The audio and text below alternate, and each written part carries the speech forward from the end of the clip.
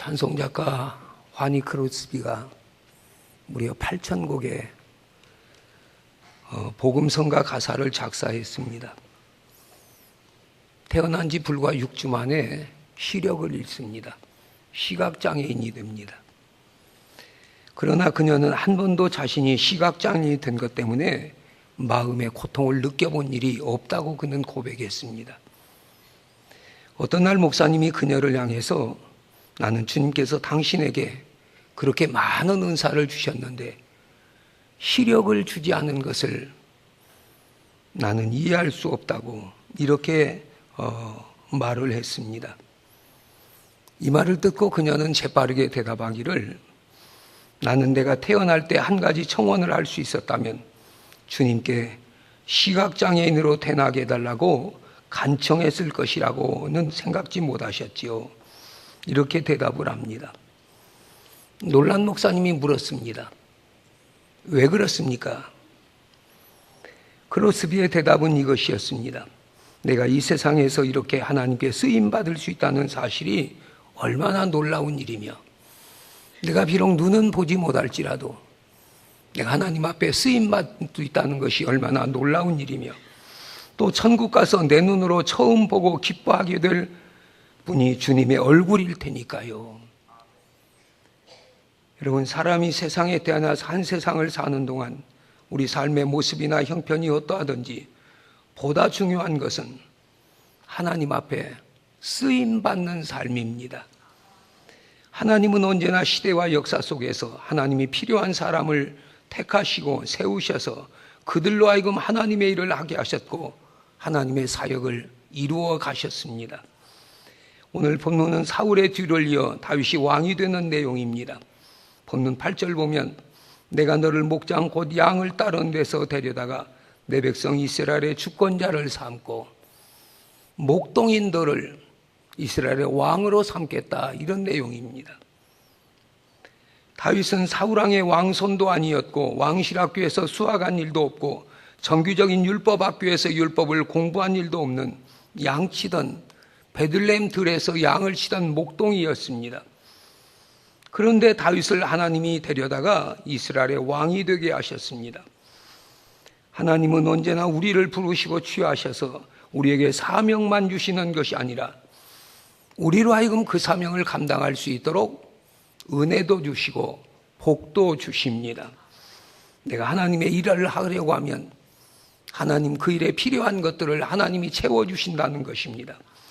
우리는 오늘 본문을 통하여 다윗에게 주신 언약을 생각하면서 하나님이 쓰시는 사람에게 주시는 은혜와 복을 묵상하면서 우리에게도 그런 은혜가 주어지시기를 바랍니다.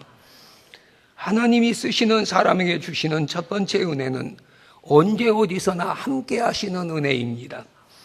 오늘 본문 9절 보면 내가 가는 모든 곳에서 너와 함께 있어 내 모든 대적을 내 앞에서 멸하였은즉, 한 나라의 통치자에게는 많은 강요들과 비서들과 경호원이 필요합니다.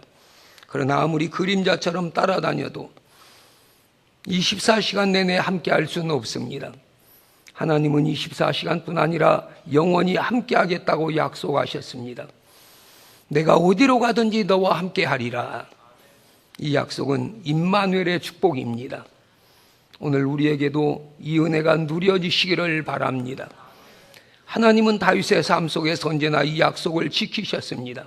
신실하신 하나님은 약속하시면 반드시 약속을 지키시는 분이십니다. 사무엘하 8장 6절 보면 다윗이 어디를 가든지 여호와께서 이기게 하시니라. 함께 하시겠다고 약속하고 다윗이 왕이 되어 수없는 전쟁을 치를 때 하나님은 다윗과 함께 하셔서 모든 전쟁마다 다 이기게 하셨습니다. 그러니까 다윗을 취하여 왕이 되게 하신 하나님은 다윗이 어디를 가든지 함께 하시겠다고 약속하셨고 그 약속은 공수표가 아니라 실제적이었고 현실이었습니다. 하나님은 거짓말을 하시지 못하는 하나님이십니다. 일생 동안 하나님이 함께 하심을 경험한 다윗은 시편 23편에서 여호와는 나의 목자시니 내게 부족함이 없었다고 그는 고백하고 있습니다. 우린 성경에서 하나님이 취하셔서 쓰셨던 사람에게 언제나 함께 하셨던 임마누엘의 하나님을 발견하게 됩니다. 출애굽기 3장에 보면 애굽에서 430년 동안 종살이하던 이스라엘을 구원하기 위하여 미디안 광야에서 장인 이드로의 양을 치고 있던 모세를 부르신 사건을 봅니다. 하나님이 호렙산 가시떨기에 나타나셔서 너 애굽에 들어가 고통받는 내 동족 이스라엘을 구원하라는 명령을 내립니다. 하나님의 명령인데도 불구하고 모세는 한마디로 거절을 합니다. 이유는 자신은 힘이나 능력이나 신분에 있어서 바로와 대적할 만한 사람이 못 된다는 것입니다. 내가 누구간데 바로에게 가며 내가 어떻게 그 일을 할 수 있습니까? 나는 애굽에서 살인죄를 저지르고 나온 사람입니다. 그리고 40년 동안 양을 치니라고 내 모든 건 다 잃어버렸습니다. 모세는 자기를 알았기 때문에 하나님 앞에 거절할 수밖에 없었습니다. 모세의 이 같은 변명에 하나님은 내가 정녕 너와 함께 하리라. 하나님이 함께 하신 표시로 지팡이를 주셨습니다. 애굽에 내려가서 바로의 손에서 자기 동족 이스라엘을 구원하여 약속의 땅 가나안까지 인도하는 자신의 사명을 하나님이 함께 해주셨기 때문에 성실히 이행할 수 있었고, 또 모세의 모든 사역에 하나님은 순간순간 함께 하셔서 모세로 하여금 그 주어진 사명을 감당케 하셨던 것입니다. 야곱도 마찬가지입니다. 외삼촌 라반의 아들들이 야곱이 자기 아버지의 소유를 빼앗고 거부가 되었다고 하여 야곱을 해하려고 합니다. 갑자기 야곱의 재산이 늘어나니까 외삼촌 라반의 아들들이 저게 우리 아버지를 속이고 우리 아버지 재산을 탈취했지, 저거 그냥 두면 안 된다, 그래서 해하려고 합니다. 또 외삼촌 라반도 안색이 변하여서 자기를 해하려고 합니다. 그럴 때 야곱의 고백은 어떠했습니까? 그럴지라도 내 아버지 하나님은 나와 함께 계셨느니라. 하나님은 어디서도 우리와 함께 하시기를 원하십니다. 성경은 거듭거듭 하나님이 우리와 함께 하심을 말씀하고 있습니다. 이사야 41장 10절도 43장 5절도 두려워 말라 내가 너와 함께 함이니라. 학기에서 1장 13절과 2장 4절에도 내가 너희와 함께 하노라. 우리 주님도 마태복음 28장 20절에서 내가 세상 끝날까지 너희와 항상 함께 있으리라. 하나님은 여러분과 저를 이 시대 속에서 주님의 일꾼으로 쓰려고 우리를 부르셨고 우리를 택하셨고 우리를 세우셨습니다. 우리를 선택하시고 우리를 부르셨습니다. 오늘 하나님의 취함을 받은 성도들에게 가장 필요한 신앙은 하나님이 나와 함께 하신다는 임마누엘의 신앙입니다. 하나님은 우리와 함께 하시는데도 우리는 그걸 믿으려고 하지 않습니다. 어떤 때는 하나님 없이도 나는 이거 다 내가 할 수 있습니다. 하나님 잃어버리고 살거든요. 하나님 놓치고 살거든요. 여러분, 이 믿음의 확신이 있어야 우리가 어떤 환경에서도 흔들리지 않습니다. 변함없는 믿음을 가질 수 있습니다. 우리 모든 성도들이 하나님 나와 함께 하신다는 임마누엘의 신앙을 가지고 2014년도 승리하는 한 해가 되시기를 바랍니다. 그뿐만이 아닙니다. 오늘 본문은 하나님이 우리와 함께 하실 때 주시는 세 가지 축복도 말씀하고 있습니다. 하나는 9절 말씀입니다. 하나님이 함께 하심으로 땅에서 위대한 자 이름같이 내 이름을 위대하게 만들어 주리라. 아무의 이름이나 위대하게 드는 것은 아닙니다. 하나님이 그 이름을 위대하게 해주신다는 것은 그 삶을 빛나게 하신다는 것이며 그로 하여금 성공적인 인생을 살게 하신다는 것입니다. 두 번째 축복은 10절 하반절입니다. 하나님이 함께 하시기 때문에 악한 유로 전과 같이 저희를 해하지 못하게 하여 악의 세력이 해하지 못하도록 하나님이 눈동자같이 지켜주시겠다는 약속이며, 세 번째 곡은 11절에 모든 대적으로부터 벗어나 편히 쉬게 하시는 하나님이 바로 나와 함께 하시는 임마누엘의 하나님이십니다. 하나님이 쓰시는 사람에게 두 번째 주시는 은혜는 우리를 견고하게 하시는 은혜입니다. 오늘 본문 12절 보면 내가 내 몸에서 날 내 씨를 내 뒤에 세워 그 나라를 견고케 하리라 했습니다. 다윗은 그 아들이 대를 이어 왕이 될 것이며 그 나라가 견고하게 된다는 것입니다. 가정이 견고하려면 하나님이 함께 하셔야 합니다. 그것은 오늘 우리 개인의 삶도 마찬가지입니다. 개인의 건강과 사업과 가정이 흔들리지 않으려면 하나님이 견고하게 해주셔야 합니다. 이 세상 어디에도 완전하게 견고한 것은 없습니다. 현대는 환난도 고난도 재난도 많은 시대입니다. 우리 주변에도 매일매일 재난이나 환난이나 고난이 끊임없이 일어나고 있습니다. 정말 우리의 삶은 하루하루가 아슬아슬합니다. 우리는 하루를 지내고 하나님 앞에 그래서 감사하지 않을 수 없고 어디를 다녀와도 집에까지 무사히 돌아와야 오늘 또 하루를 은혜로 살았구나 감사하게 되는 것입니다. 전쟁이 나라와 나라 사이에만 있는 건 아닙니다. 범죄와의 전쟁, 재난과 가난과의 전쟁, 질병의 전쟁, 사업과의 전쟁, 이런 것들이 언제 우리를 덮칠지 모르는 가운데 우리는 하루하루를 아슬하게 살아가고 있습니다. 그런 가운데서도 하나님이 우리를 지켜주셔야 우리 삶이 견고하다는 것입니다. 하나님 없이 사는 사람들의 삶은 모래 위에 세워진 집과 같습니다. 여기서 말하는 견고하다는 것은 폭풍과 휘몰아쳐도 지진으로 땅이 갈라져도 무너지지 않는 상태를 말합니다. 이 세상 어디에 그런 견고한 것이 있습니까? 하나님 없이 사는 사람들의 삶이 불완전한 이유가 바로 여기 있습니다. 언제 어느 때 우리의 모든 것이 흔들릴지 모른다는 것입니다. 내 건강이, 내 가정이, 내 사업이 흔들릴 때 견고케 세워주시는 분은 바로 우리가 믿는 우리와 임마누엘로 함께 하시는 전능하신 하나님이십니다. 바람이 불고 파도치는 세상에서 내가 넘어지지 않고 오늘 또 꿋꿋하게 인생길을 걸을 수 있는 비결이 있다면 주님의 능력이 나를 붙드시고 나를 견고하게 해주시기 때문입니다.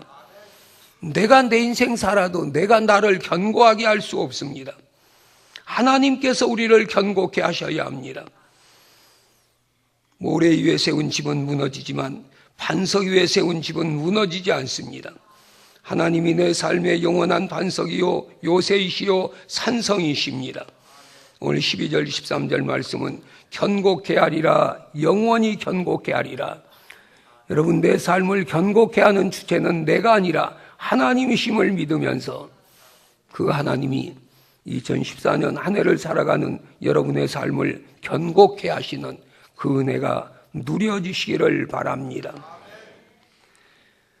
또 하나님이 쓰시는 사람에게는 은총을 빼앗지 아니하십니다. 오늘 본문 14절과 15절 보면 다윗을 계승하여 솔로몬을 왕으로 세우시고 그가 만일 범죄하면 사람 막대기와 인생 채찍으로 징계하려니와 그러나 사울에게서 은총을 빼앗은 것 같이 그에게서는 빼앗지 아니하리라. 여러분, 물론 사울왕도 하나님의 은총을 받은 왕이었습니다. 그러나 하나님의 은혜를 깨닫지 못하고 교만하다가 그 은총을 빼앗깁니다.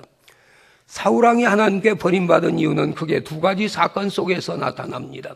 하나는 사울이 왕이 된 지 2년째 되던 해 블레셋이 큰 군사를 거느리고 이스라엘을 쳐들어옵니다. 전세가 위급해지자 사울왕이 직접 병사를 이끌고 전쟁에 출정을 하게 됩니다.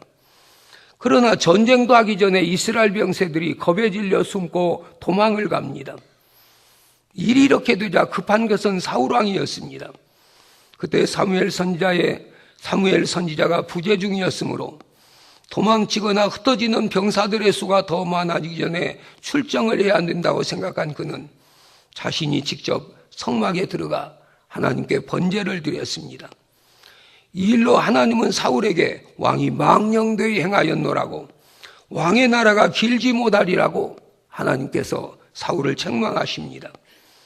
다른 하나는 아멜렉과의 전쟁에서 하나님은 이 전쟁을 하나님이 이기게 하실 테니까 생명 있는 것은 아무것도 살려두지 말고 다 죽이라는 명령을 하십니다. 그런데도 짐승 가운데 가장 좋은 것들은 다 살려옵니다. 아멜왕 아각도 살려줍니다. 사울이 이렇게 하나님 앞에 불순종함으로 내가 사울을 왕 삼은 것을 후회하신다고 하시며 왕이 여호와의 말씀을 버렸으므로 하나님도 왕을 버려 왕이 되지 못하게 하겠다고 하셨습니다. 그러나 다윗은 달랐습니다. 사울을 죽일 여러 번의 기회가 있었는데도 하나님의 기름 부음 받은 자를 대적할 수 없다고 하나님의 질서를 지켰고, 바세바라는 여인을 빼앗았을 때, 그리고 참으로 그 남편 우리야 장군을 전쟁터에 죽게 했을 때 나단 선지자가 다윗을 책망합니다. 나단 선지자의 책망을 들은 다윗은 침상이 뜨도록 회개의 눈물을 흘립니다. 그것이 하나님 마음에 합하여 취함을 받은 다윗에게는 그 은총을 빼앗지 아니하고 그 아들들과 후손들에게 지속적으로 은총을 베풀어 주시겠다는 것입니다. 우린 여기서 두 가지를 기억해야 합니다. 하나는 하나님의 은총을 얻은 사람이라도 죄를 범하면 사람 막대기와 인생의 채찍으로 징계하신다는 것입니다. 오늘 14절 보면 저가 만일 죄를 범하면 내가 사람 막대기와 인생의 채찍으로 징계하려니와, 이스라엘 백성들이 범죄할 때마다 하나님은 이방 민족을 막대기와 채찍으로 사용하셔서 이스라엘을 징계하셨습니다. 그건 오늘 또 우리들의 경우도 예외는 아닙니다. 우리가 하나님의 은혜로 구원받은 하나님의 자녀들이지만 우리가 범죄할 때 하나님은 우리를 사랑하시기 때문에 사람 막대기와 인생 채찍으로 징계하시겠다는 것입니다. 또 하나는 은총은 빼앗지 않겠다는 약속입니다. 이것은 구원받은 자녀도 죄를 범하면 징계는 하시되 아주 망하지 않게 하신다는 것입니다. 이유는 사랑에 매이며 채찍이기 때문입니다. 히브리서 12장 7절도 주께서 그 사랑하신 자를 징계하시고 그 받으시는 아들마다 채찍질 하심이니라. 징계가 없으면 참 아들이 아니요 사생자라고 했습니다. 여기서 징계하신 하나님은 무조건 다 용서하시고 덮어놓고 때리시는 난폭자는 아니십니다. 때리시면서 어루만져 주시고 싸매 주시고 고쳐주시는 하나님이십니다. 욥기 5장 17절 보면 볼지어다 하나님께 징계받는 자에게 복이 있나니 그런즉 너는 전능자의 경책을 업신여기지 말지니라. 하나님은 아프게 하시다가 싸매시며 상하게 하시다가 그 손으로 고치시나니 말씀하고 있습니다. 우리 모두는 하나님이 쓰시려고 택함을 받은 사람들입니다. 하나님은 오늘도 나를 통해서 하나님의 일을 이루어 가시기를 원하십니다. 여러분, 하나님의 부르심에 순종하며 살아가시기를 바랍니다. 하나님은 하나님의 일을 오늘 또 우리에게 맡겨주십니다. 우리로 하여금 하나님의 일을 감당하게 하십니다. 여러분, 하나님의 일을 맡기실 때마다 그 일을 회피하지 말고 하나님 앞에 쓰여지시기를 바랍니다. 하나님 앞에 쓰여지는 사람들에게 하나님은 임마누엘로 함께 하시며 저들의 삶을 견고케 하시며 저들에게 은총을 더하신다는 사실을 기억하면서 2014년 안에 하나님 앞에 쓰임받는 한 해가 되시기를 바라며 임마누엘로 함께 하시는 그 은혜가 누려지시기를 바라며 우리의 삶을 견고케 하시는 그 은혜가 누려지시기를 바라며 우리에게 더 큰 은총으로 함께 하시는 그 하나님의 축복이 우리에게 누려지시기를 주님의 이름으로 축원합니다.